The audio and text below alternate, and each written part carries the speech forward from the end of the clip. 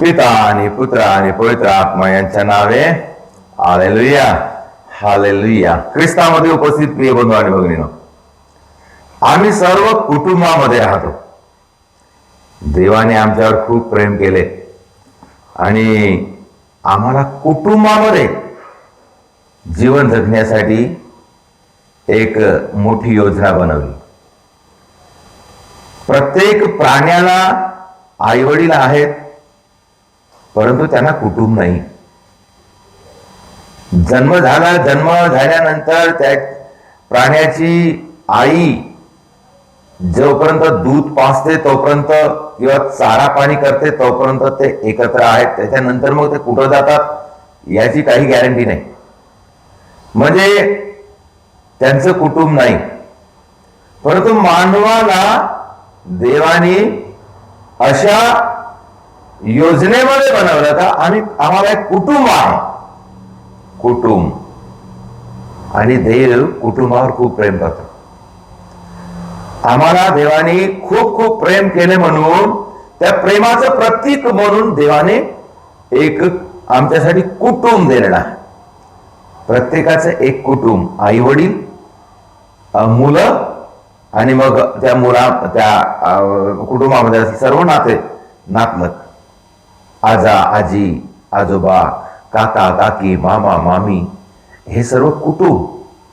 आणि ह्या कुटुंबामध्ये प्रेमाच प्रदर्शन होते. ते कुटुंब प्रेमानं बांधलेलं असतं. एक दुसऱ्यावर प्रेम आहे म्हणून ते कुटुंब आहे. कुटुंबाला बांधून ठेवण्याचं एक साधन.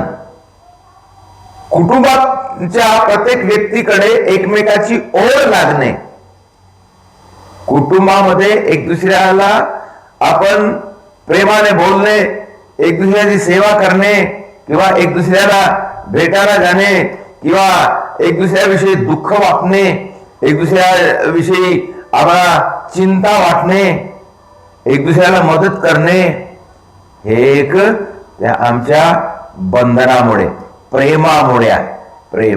प्रेम आहे म्हणून एक दुसऱ्याविषयी चिंता आहे, काळजी आहे. एक दुसऱ्याच्या भविष्याविषयी आम्ही चिंतन करतो. आई वडील मुलांच्या भविष्याविषयी चिंतन करतात. कुटुंब.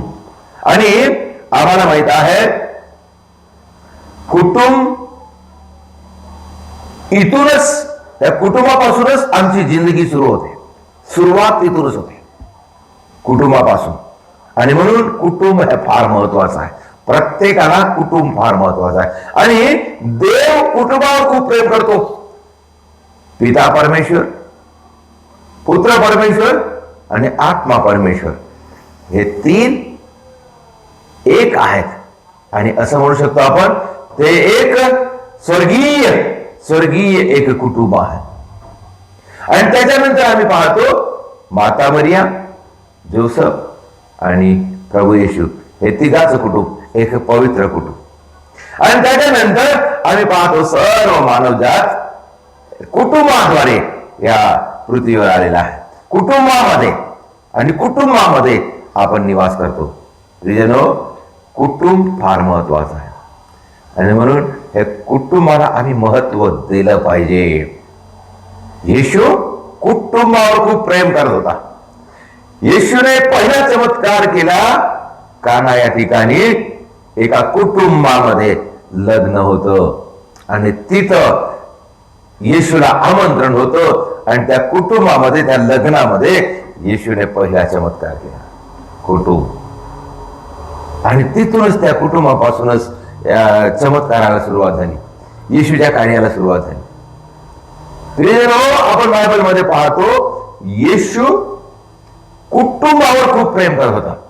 आणि जास्तीत जास्त त्यांनी चमत्कार कुटुंबामध्ये केला. आणि जास्तीत जास्त त्यांनी लोकांशी संबंध ठेवताना तो कुटुंबामध्ये जाऊन मिळाला.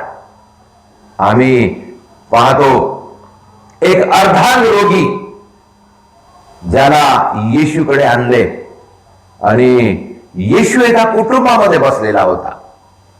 आणि येशूच्या सभोवती खूप गर्दी होती. घराच्या अंगणामध्ये गर्दी होती, दरवाजावर गर्दी होती, अंदर छपरामध्ये गर्दी होती. आणि त्या गर्दीमुळं त्या अर्धांगी रोग्याला येशू जवळ नेऊ शकले नाही. तेव्हा त्या घराचं छत काढून त्यांनी त्या अर्धांग रोग्याला येशूच्या जवळ सोडले. तिथं येशूने चमत्कार केला त्या कुटुंबामध्ये. आम्ही पाहतो मार्था आणि मरिया यांच्या घरी येशू नेहमी जायचा.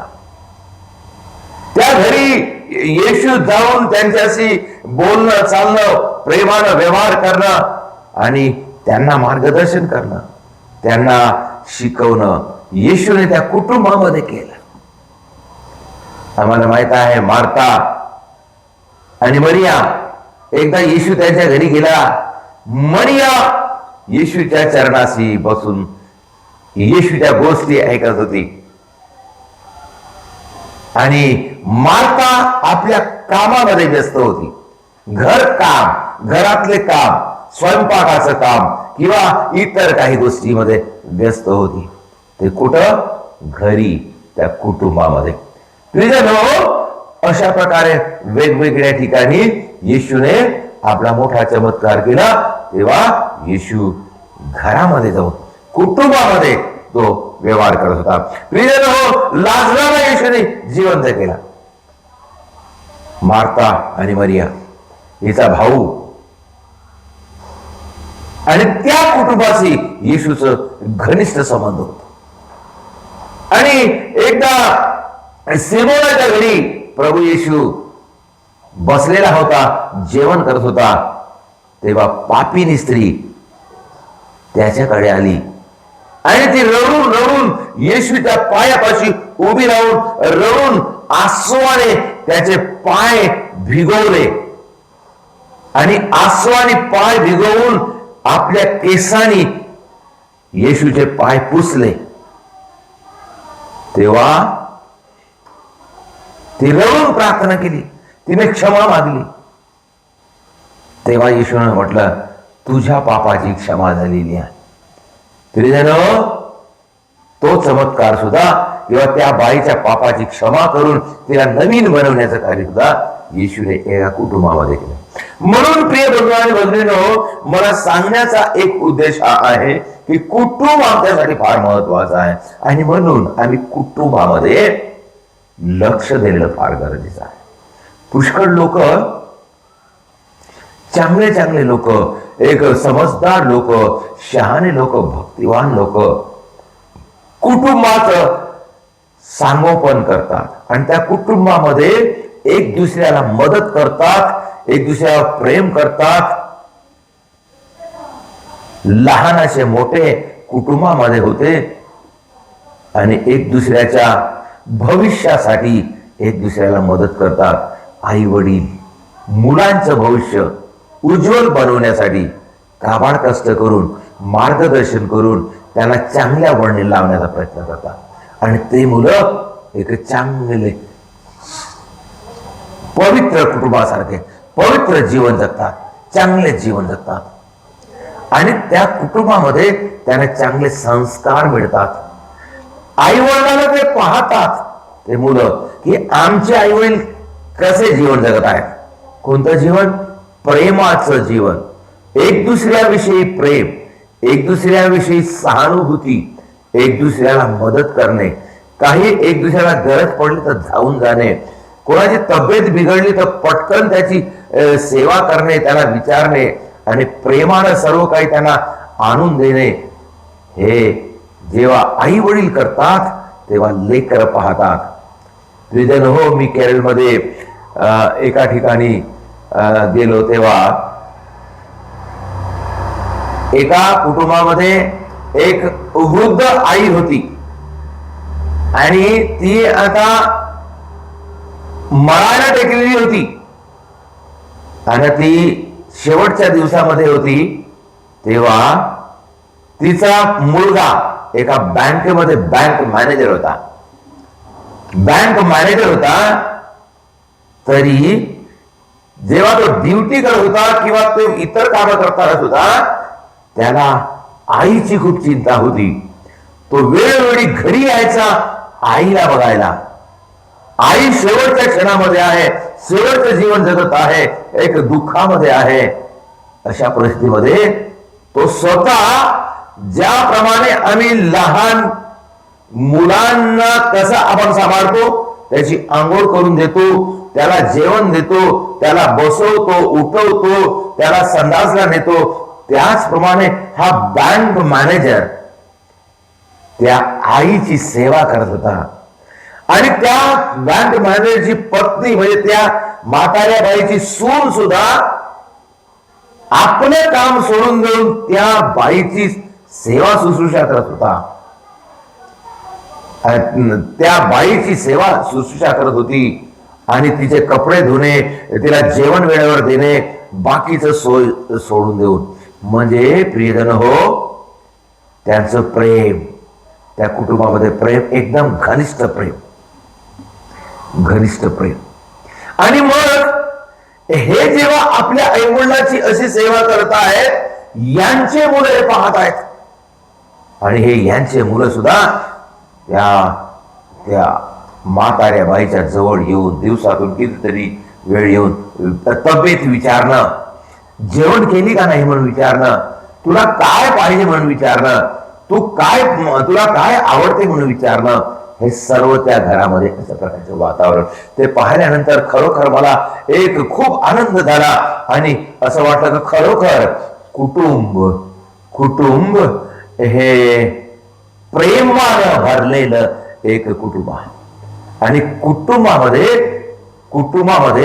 आम्हाला भरपूर प्रेम मिळते आणि मिळालंच पाहिजे. हे प्रेम कुटुंबामध्येच उत्पन्न होते. आणि म्हणून हे कुटुंबामध्ये जेव्हा आम्ही असं एक दुसऱ्यावर प्रेम करतो, ते आमचं कुटुंब एक प्रेमळ कुटुंब बनते. आणि आमचे लेकरं प्रेमळ बनतात. आणि मग त्यांचं कुटुंब सुद्धा ते असं प्रेमामध्ये वाढवतात. प्रियजन हो, अशा प्रकारे आम्हाला कुटुंबामध्ये प्रेम पाहिलं पाहिजे. आणि याच्या विपरीत पुष्कळ कुटुंब आम्ही पाहतो. पुष्कळ लोक आपल्या कुटुंबामध्ये एक दुसऱ्याची चिंता करत नाही, एक दुसऱ्याची गरज ओळखत नाही, एक दुसऱ्यासाठी वेळ देत नाही, आपापल्या इच्छेनुसार जीवन जगतात. अशा कुटुंबामध्ये कधी शांती नाही, त्या कुटुंबामध्ये कधी प्रेम दिसत नाही. आणि मग त्यांचे मुलं कधी प्रेमाचा अनुभव करत नाही. आणि मग ते कुटुंबाचं तसनस होते, त्या कुटुंबामध्ये झगडे होतात, त्या कुटुंबामध्ये अशांती असते, त्या कुटुंबाची मुलं बेकार निघतात, वाईट रीतीचे निघतात, कारण त्या कुटुंबामध्ये प्रेम नाही. आमचं कुटुंब प्रेमानं वाढलं पाहिजे, एक दुसऱ्याला मदत करून वाढलं पाहिजे, एक दुसऱ्याची गरज ओळखून वाढलं पाहिजे. आणि आम्ही मदत केली, आम्ही प्रेमानं कुटुंब वाढवावं. आमचं कुटुंब प्रेमानं वाढलं पाहिजे, आमचं कुटुंब एक दुसऱ्याच्या मदतीने वाढलं पाहिजे, एक दुसऱ्याविषयी काळजीने आमचं कुटुंब वाढलं पाहिजे. ते कुटुंब महान कुटुंब आहे, धन्य कुटुंब आहे. प्रियजन हो, आपण अशा प्रकारे आपलं कुटुंब बनवण्यासाठी प्रयत्न करूया. आमच्या कुटुंबामध्ये प्रेम असावं, एक दुसऱ्याविषयी प्रेम, एक दुसऱ्याविषयी आदर. जरी आमचं कुटुंब गरीब असेल, जरी आमचं कुटुंब आमच्या श्रीमंत नाही किंवा आम्हाला अडचण आहे, काही असेल तरी, परंतु आमच्या कुटुंबामध्ये प्रेम असावं, एक दुसऱ्याविषयी प्रेम असावं, प्रेमानं आपण समोर जावं आणि एक दुसऱ्यासाठी आपण धावून द्यावं, एक दुसऱ्याला मदत करावं. आणि विशेष करून लहान मुलांची काळजी घ्यावं, म्हाताऱ्यांची काळजी घ्यावं, म्हाताऱ्या लोकांना सोडून देऊ नये. आणि अशा प्रकारे प्रेमानं आपण कुटुंब वाढावं. आणि असं कुटुंब देवाच्या कृपेनं भरलेलं असते, असं कुटुंब देवाच्या आशीर्वादानं भरलेलं असते. म्हणून प्रिय बंधू आणि भगिनींनो, आम्हाला कुटुंब फार महत्वाचं आहे. कुटुंबामध्ये आम्ही प्रार्थना करणे, मिळून प्रार्थना करणे, देवाला जागा देऊन, देवाला स्थान देऊन प्रार्थना करणे फार गरजेचं आहे. तेव्हा आमचं कुटुंब एक प्रेमळ कुटुंब बनते आणि देवाच्या इच्छेनुसार आम्हाला जीवन जगणारं आम्हाला कुटुंब पाहायला मिळते. प्रियजनो, आपण विश्वास येऊया, विश्वासाने भक्तिभावाने आपण आपल्या कुटुंबाकडे लक्ष देऊया, एक दुसऱ्याची मदत करूया आणि एक दुसऱ्या सोबत एक चांगलं कुटुंब बनवण्यासाठी आपण प्रयत्न करूया.